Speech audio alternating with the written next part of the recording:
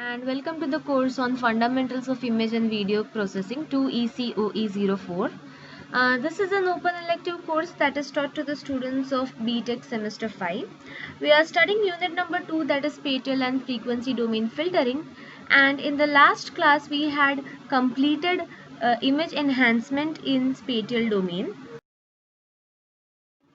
So we had seen that when I want to enhance the visual quality of my image in order to extract information or in order to process it in a better way, we do it either in spatial domain by direct manipulation of pixels, or we do it in the frequency domain by modifying the Fourier transform of an image. So far everything that we have studied has been with the manipulation of pixels and working on the pixels directly. Now in today's class we're going to talk about frequency domain filtering.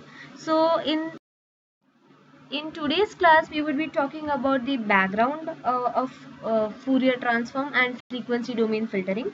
We would understand what is the meaning of frequency domain filtering, how it differs from filtering in spatial domain.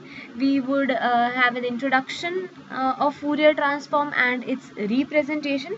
We would understand the origin and mechanics of the fast Fourier transform and how do we effectively use it in image processing with a few examples in MATLAB.